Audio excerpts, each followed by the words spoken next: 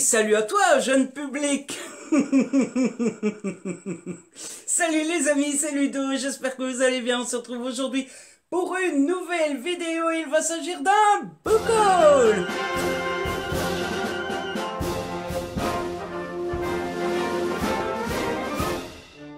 En effet, le mois de février est terminé, le mois de l'amour est terminé. Il laisse place au mois de mars, le mois de l'amitié.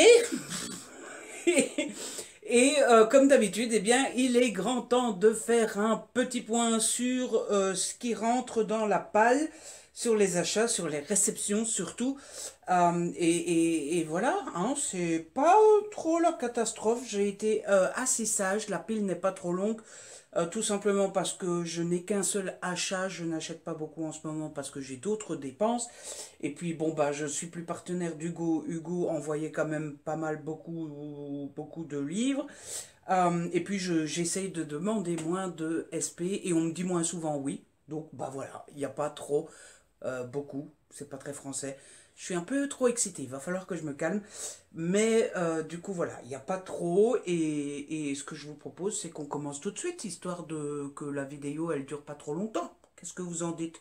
C'est un bon plan, je trouve, trop longtemps, bon plan. Ça rime. Bon, alors, on va commencer par les services presse comme d'habitude. Tout d'abord, j'ai reçu Le Papillon de verre de Catherine Engberg aux éditions Fleuve dans la collection Noire. Je ne l'avais pas demandé, celui-ci. Je sais que j'avais reçu le premier tome, mais que je ne l'ai pas lu. Alors, mea culpa de Petit Ludo, on n'est pas parfait. Je sais, j'ai reçu le premier tome, je ne l'ai pas lu. Le seul truc, le schmilblick comme dirait l'autre, c'est que je ne me souviens plus du tout de est-ce que je l'ai reçu, que je ne l'ai pas lu, que je l'ai mis quelque part, que je ne le retrouve pas. Ou est-ce que j'ai reçu le premier, je l'ai commencé, j'ai pas aimé, j'ai abandonné, j'ai été le donner quelque part. Je ne sais pas, toujours est-il que je ne retrouve plus le premier tome. Donc il va falloir que je fasse des fouilles archéologiques chez moi. Et bah, comme tout amateur de lecture, vous avez vu comment j'ai bugué. J'ai des livres partout dans la maison. Et donc il va falloir que je me penche sur la question, mais toujours est-il que je l'ai reçu. Écoutez, merci à Fleuve Édition, ils ont voulu me faire un cadeau.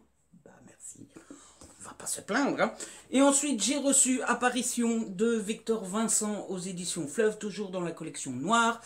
Je le voulais, il m'attirait beaucoup parce que j'aime beaucoup Victor Vincent et parce que la couverture est trop belle. Ils m'ont envoyé l'épreuve non corrigée. Vous le voyez, c'est marqué. Il sort le 10 février 2022. Je l'ai commencé il y a déjà un petit moment. Je suis page 81. Alors, il est très court. Hein, il fait à peine 223 pages.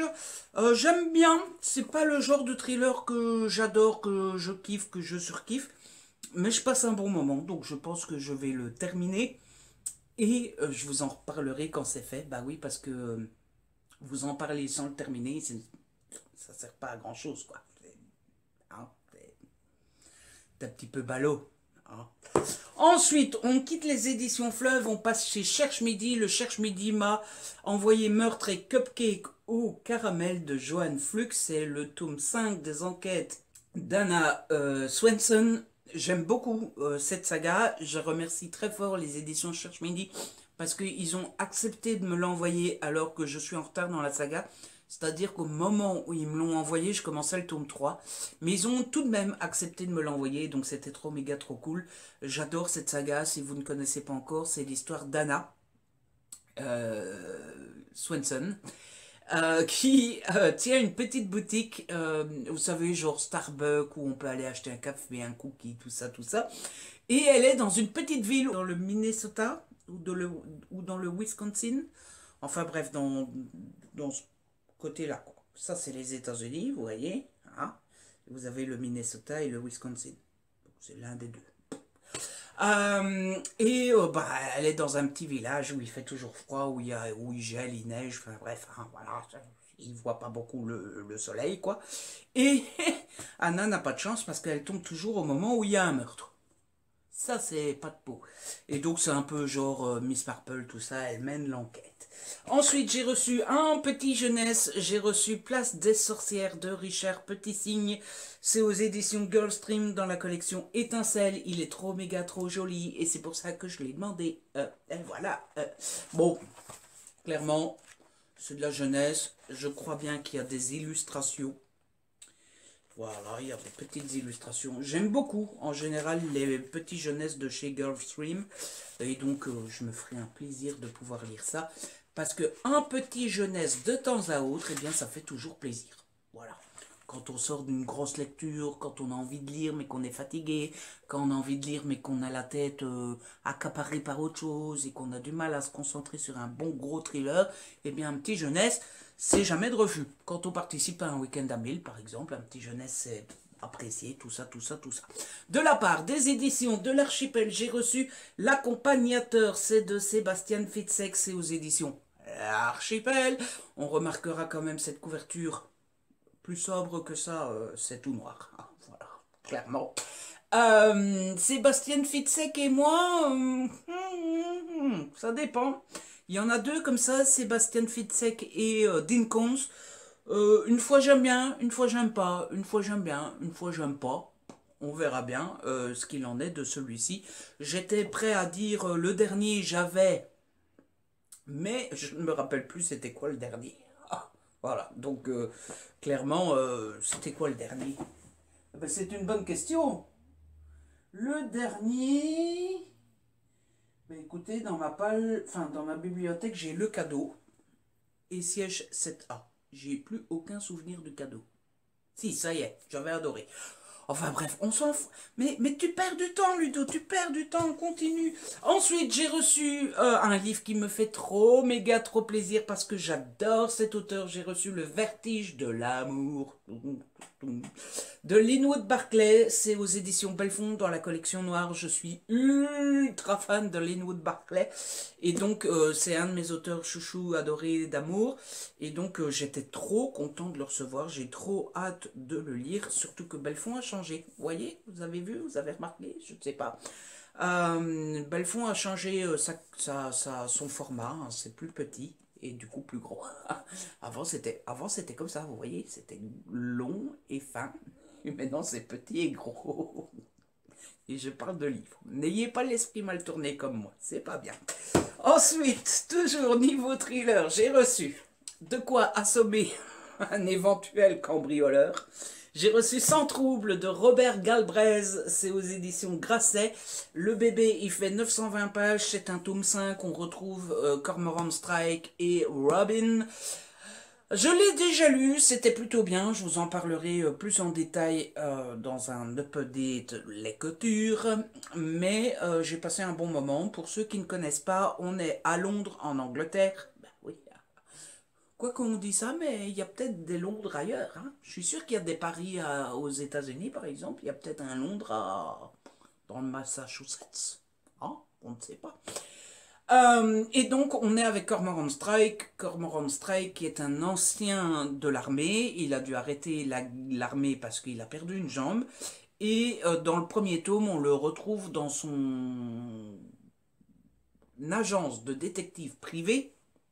Sauf que son agence est mal barre, quoi.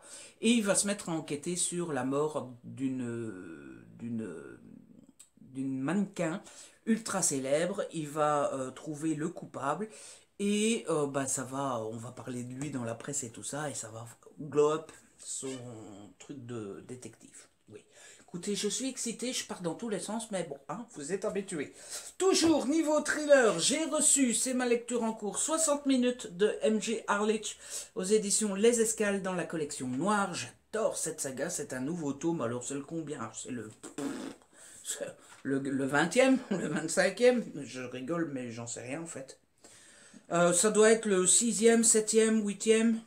Attendez, ça doit être mis dans sa bio.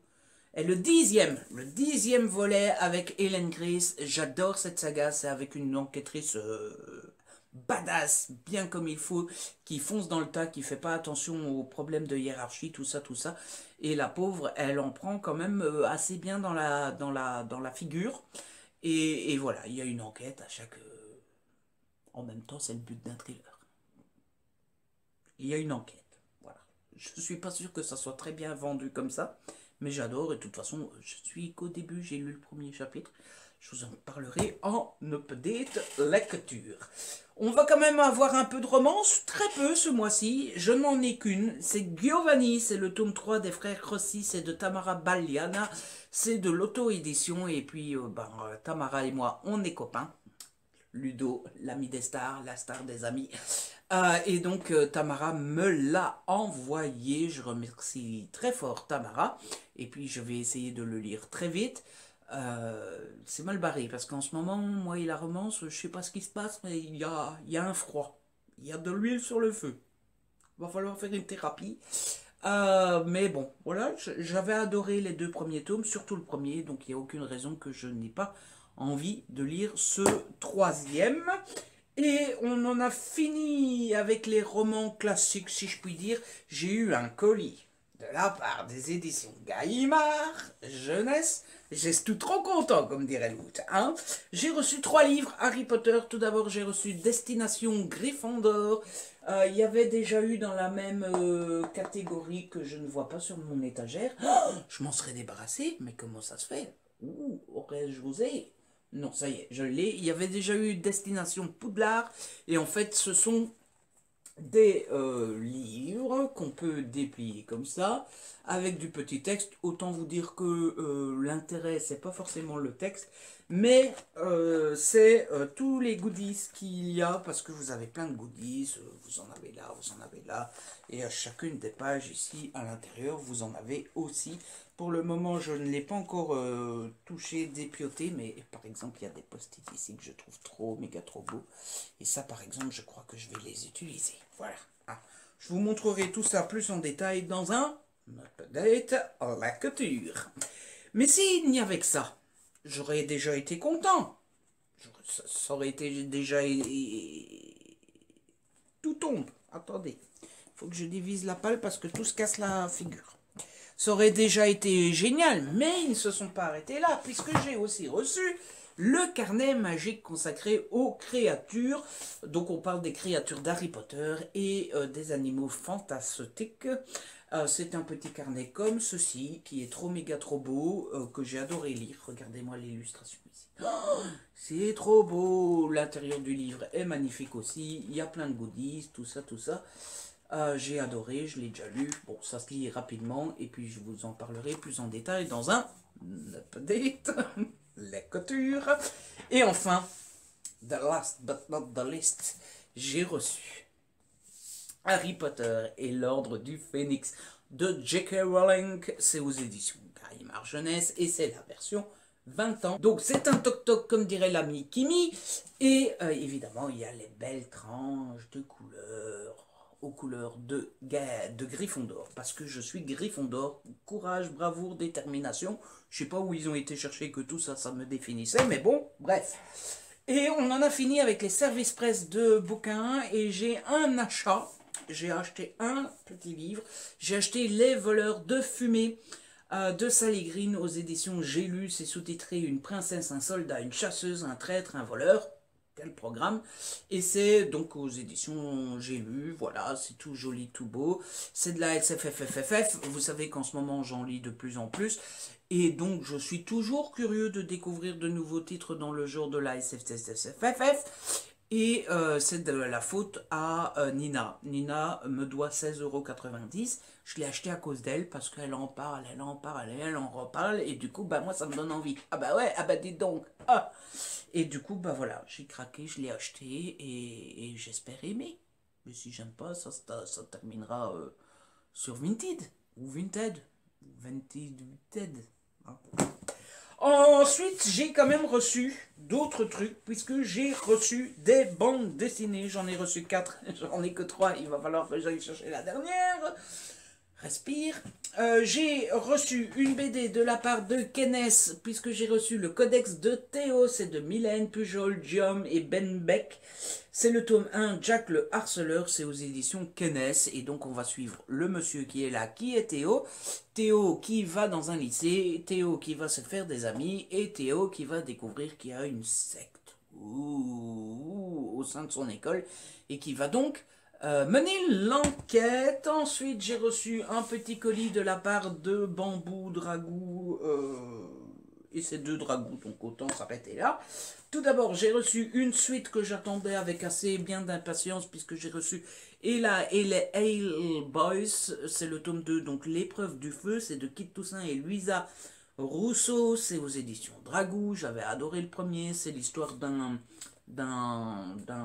monsieur qui rentre dans une maison et en fait dans la maison il y a tout ça quoi, voilà, maison hantée, tout ça, tout ça. Ensuite, toujours chez Dragou, j'ai reçu le sarcophage des âmes. C'est de Le Tendre et Boutin Gagné. Et c'est aux éditions Dragou, donc. Et ici, on est à Salem, à la fin du siècle. Olivia, jeune veuve métisse, est accusée de sorcellerie. Elle ne trouve le salut qu'en confiant sa fille, Merci, à sa meilleure amie, tenancière d'une maison close. Hélas, l'épouse du juge local, Miss Ruth Taylor, s'y oppose et prend l'enfant en charge.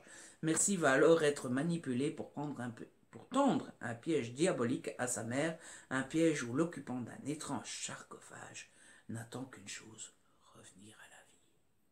Ouh. Ça donne envie, hein? Ah ouais, ah ouais, je sais pas, je l'ai pas encore lu. Je vais chercher la dernière BD et après on n'aura plus qu'à clôturer, tout ça, tout ça. La voici, la voilou, la dernière BD, c'est Les Incroyables Histoires de Miguel. C'est le tome 1, Braquage à la Mexicaine, c'est de l'Hermenier, Alex Click et Losty, et c'est aux éditions Jungle. Je pense que je vous en ai déjà parlé, c'est l'histoire c'est l'histoire une fois de Miguel. Miguel qui est un truand mais pas très doué. Et il va devoir braquer une banque une fois. Sauf que il lui en faut du courage. Hein, parce que quand on n'est pas doué comme ça, braquer une banque, c'est une entreprise pas super facile. J'ai adoré. Je vous en ai déjà parlé en update, ou alors je vous en parlerai, mais voilà, vous pouvez me faire confiance, c'était super, méga trop cool. Voilà. J'ai été infernal pendant ce boucle, j'espère que je vous ai pas trop ennuyé avec mon enthousiasme débordant. En tout cas, c'est la fin de cette vidéo. J'espère qu'elle vous a plu. Si c'est le cas, n'hésitez pas à la liker, à la partager. N'hésitez pas à me laisser un petit commentaire. Vous savez que j'adore vous lire. Si ce n'est pas encore fait, abonnez-vous. C'est gratuit et ça fait plaisir. On se retrouve très vite pour une nouvelle vidéo. D'ici là, prenez soin de vous et de ceux que vous aimez.